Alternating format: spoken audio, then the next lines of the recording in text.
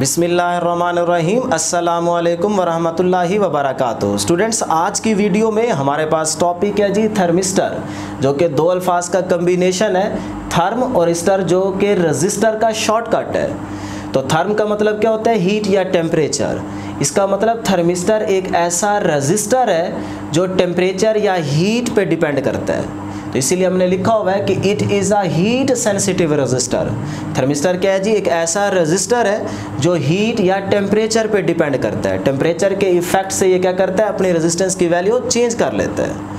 अब स्टूडेंट्स याद रखिएगा, जिस तरह हम रजिस्टर और कैपेसिटर का सिंबल पढ़ते हैं, देखते हैं, बनाते हैं, उस तरह का सिंबल एक्चुअल में कैपेसिटर और रजिस्टर का नहीं होता, बल्कि चेंज होता है। तो उसी तरह यहाँ पे याद रखिएगा कि जो थर्मिस्टर का सिंबल है वो इस तरह का होता है। आपकी बुक में नहीं दिखाया गया, लेकिन यहाँ पे आपने गौर से देखना है कि ये थर्मिस्टर का सिंबल है। लेकिन इन रियल थर्मिस्टर इस तरह का नहीं होता, बल्कि थर्मिस्टर इस तरह का होता है, डिस्क फॉर्म का होता है। ठीक है जी। तो याद रखिएगा, जिस तरह हमारे पास यहाँ पे थर्मिस्टर का सिंबल दिखाया गया है, इस तरह का रियल में थर्मिस्टर नहीं होता, बल्कि इस तरह से होता है रियल में। ठीक है जी। अब स्टूडेंट्स बात कर लेते हैं थर्मिस्टर की टाइप्स की।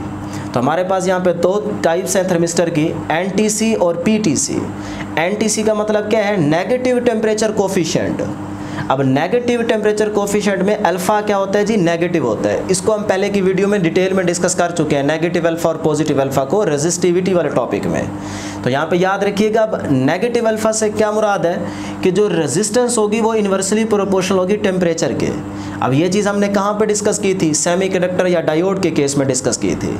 तो यहाँ पे टेम्परेचर के बढ़ने से रेजिस्टेंस की वैल्यू क्या हो जाएगी? कम हो जाएगी। तो ये नेगेटिव अल्फा का मतलब होगा। ठीक है जी। इस तरह पीटीसी का मतलब आप समझ गए होंगे कि positive temperature coefficient. Positive temperature coefficient में अल्फा की वैल्यू क्या होगी? पॉजिटिव होगी। अब पॉजिटिव अल्फा का मतलब क्या है कि जो रेजिस्टेंस है ये डायरेक्टली प्रोपोर्शनल होगी टेम्परेचर के, कि टेम्परेचर के इंक्रीज करने से रेजिस्टेंस बढ़ जाएगी, टेम्परेचर के डिक्रीज करने से रेजिस्टेंस कम हो जाएगी। अब ये चीज़ हमने कहाँ पे डिस्कस की थी? मेटल के केस में डिस्कस की थी। तो मेटल के केस में जो टेम्परेचर जो है ये रेजिस्टेंस जो है ये टेम्परेचर के डायरेक्टली प्रोपोर्शनल होती है, कि टेम्परेचर के बढ़ने से रेजिस्टेंस भी बढ़ती है। ठीक है जी। अब स्टूडेंट्स बात कर लेते हैं जी मैन्युफैक्चरिंग की। तो थर्मिस्टर को किस तरह से बनाया जाता है? देखिएगा कि thermistors are made by heating under the high pressure semiconductor ceramic material mixed with metals like nickel, cobalt, copper and iron etcetera. मतलब जब हम थर्मिस्टर को बनाते हैं तो किस तरह से बनाते हैं कि इन मेटल के साथ हम सेमीकंडक्टर सिरेमिक मटेरियल को मिक्स करते हैं अंडर हीटिंग या under high pressure heating effect.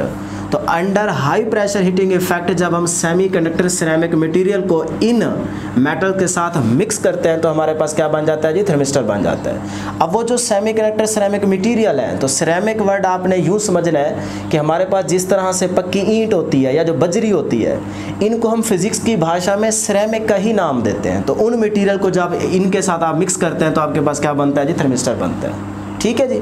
अब स्टूडेंट्स बात करते हैं जी शेप्स की, थर्मिस्टर की शेप्स की बात करते हैं। तो हमारी बुक में थर्मिस्टर तीन तरह के दिखाए गए हैं, जिसमें पहला क्या है जी? बीड्स, नंबर 2 क्या है? रॉड्स, और नंबर 3 क्या है जी? वाशर। तो ये आपको बुक में मैं दिखा देता हूँ कि हमारी बुक में यहाँ पे तीन तरह की शेप के थर्मिस्टर दिखाए गए हैं। नंबर 1 ये बीड्स की फॉर्म में थर्मिस्टर दिखाया गया है, इसको हमने नाम दिया हुआ नंबर 1 का, बीड्स की फॉर्म में। ठीक है जी।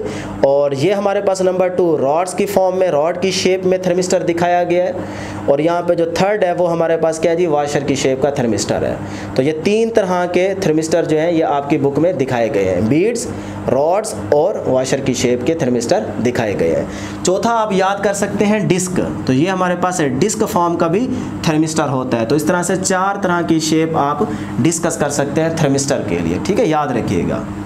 उसके बाद लास्ट में हम देखते हैं जी थर्मिस्टर का यूजेस। तो स्टूडेंट्स याद रखिएगा, नंबर 1 पॉइंट है जी use to measure the temperature, कि थर्मिस्टर जो है इसको आप यूज़ करते हैं टेम्परेचर को मेजर करने के लिए। टेम्परेचर को मेजर करने के लिए भी आप थर्मिस्टर को यूज़ कर सकते हैं। और नंबर 2 पॉइंट क्या है जी? Thermistor with high negative temperature coefficient है alpha. Are suitable for measuring in low temperature. Low temperature कितना जी? 10 केल्विन। ये आपका MCQs है, बोर्ड में आ चुका है कई दफ़ा, तो आपने इसको याद रखना है कि इतना लो टेम्परेचर कितना जी? इसको आप समझ सकते हैं -263 डिग्री सेल्सियस। ये बहुत लो टेम्परेचर है। ये इतना लो टेम्परेचर है कि आपके पास कोई ऐसी डिवाइस नहीं है, लेट्स सपोज कि कोई ऐसी डिवाइस नहीं है जो इस टेम्परेचर को मेजर कर सके। ये उस टेम्परेचर पे भी अल्फा मतलब रेजिस्टेंस की जो वैल्यू है वो फ्लक्चुएट कर जाती है। इस टेम्परेचर पे भी रेजिस्टेंस की वैल्यू क्या कर जाती है? फ्लक्चुएट कर जाती है। मतलब वो इतने लो टेम्परेचर पे भी रेजिस्टेंस की वैल्यू चेंज कर लेता है। कौन जी? थर्मिस्टर। तो ये बहुत लो टेम्परेचर है, ठीक है। तो हल्का सा भी अगर टेम्परेचर या हीट का इफेक्ट होगा तो उसकी वजह से थर्मिस्टर जो है ये अपनी रेजिस्टेंस की वैल्यू चेंज कर लेता है। अब यहाँ पे स्टूडेंट्स लास्ट में हमने एक और पॉइंट डिस्कस किया है कि it can be used heat or temperature sensor. मतलब ये जो थर्मिस्टर है ये टेम्परेचर या हीट को सेंस भी करता है। जिस तरह हमारे पास कुछ डिवाइसेस होती हैं वो सिर्फ मेजर करती हैं, जैसे फॉर एग्जांपल गैल्वेनोमीटर है। अब गैल्वेनोमीटर का काम क्या है? डिफ्लेक्शन शो करना। मतलब सर्किट के अंदर वो ये बताता है कि करंट है या नहीं है, वो ये नहीं बता सकता कि करंट कितना है, ठीक है। तो गैल्वेनोमीटर क्या करता है? डिफ्लेक्शन शो करता है। इस तरह हमारे पास एमीटर की एग्जांपल है। एमीटर का काम क्या है? वो करंट को मेजर करता है कि सर्किट में करंट कितना है। तो करंट को मेजर करने के लिए हम एमीटर यूज़ करते हैं। लेकिन यहाँ पे हमने देखा कि जो थर्मिस्टर है ये टेम्परेचर को मेजर भी करने के लिए इस्तेमाल होता है और टेम्परेचर को सेंस भी करता है। ये दोनों काम करता है, मेजर भी करता है और सेंस भी करता है, ठीक है। इसी पॉइंट का हमने यहाँ पे मतलब लिखा है कि changes in temperature convert into electrical voltages. अब इस बात को आप कैसे समझेंगे? यहाँ डायग्राम में देखिएगा कि लेट्स सपोज हमने रूम में एक सर्किट बनाया या सेट किया। उस सर्किट में क्या है जी? हमारे पास 3 चीज़ें हैं, बैटरी, थर्मिस्टर और अलार्म। हमने इन 3 चीज़ों को इस तरह से कनेक्ट कर दिया है। अभी आप लेट करें कि वहाँ पे कोई भी टेम्परेचर हमने अप्लाई नहीं किया। तो जब टेम्परेचर हम अप्लाई नहीं करेंगे तो लेट्स सपोज हमें देखने को मिलता है कि अलार्म जो है वो नहीं बज रहा, वो वाइब्रेट नहीं कर रहा। तो हम क्या करते हैं कि हम थोड़ा सा ना यहाँ पे आग लगा देते हैं, मैचिस की डिब्बियाँ ली और यहाँ पे हल्की सी आग लगा दी। जैसे ही हमने आग लगाई तो उसकी वजह से, टेम्परेचर के इफ़ेक्ट की वजह से, आग की वजह से, हीट की वजह से, मतलब इस थर्मिस्टर ने क्या किया? अपनी रेजिस्टेंस की वैल्यू चेंज कर ली। क्योंकि हमने अभी यहाँ पे पॉइंट डिस्कस किया है कि थर्मिस्टर जो है वो बहुत ज़्यादा लो टेम्परेचर पे भी इसके रेजिस्टेंस की वैल्यू फ्लक्चुएट कर जाती है। तो यहाँ पे भी क्या होगा कि जैसे आप टेम्परेचर का इफेक्ट यहाँ पे अप्लाई करेंगे तो टेम्परेचर के इफेक्ट की वजह से थर्मिस्टर की रेजिस्टेंस जो है वो कम हो जाएगी, बहुत ज़्यादा कम हो जाएगी, जिसकी वजह से हमें देखने को मिलेगा कि ये जो अलार्म होगा ये बजना शुरू हो जाएगा, ये बजने लग जाएगा, ये वाइब्रेट करना शुरू कर देगा। तो इस तरह हमने यहाँ पे देखा कि थर्मिस्टर का क्या काम है जी? टेम्परेचर को वो चेंज कर रहा है, कन्वर्ट कर रहा है इनटू इलेक्ट्रिकल वोल्टेज में। तो इलेक्ट्रिकल सिग्नल में उसको क्या कर रहा है? कन्वर्ट कर रहा है। तो ये एक जो है ज़बरदस्त प्रोसेस है जिसका आपके बुक के अंदर लास्ट लाइन में एक वर्ड यूज़ किया गया है। यहाँ पे लिखा हुआ है कि विच इज़ ड्यूली प्रोसेस्ड, मतलब ये बिल्कुल ठीक तरह से कन्वर्ट कर देता है इलेक्ट्रिकल सिग्नल में, ठीक है जी, टेम्परेचर के इफेक्ट को। तो ये थी स्टूडेंट्स हमारी आज की डिस्कशन। मैं उम्मीद करता हूँ कि आपको ज़रूर समझ आई होगी।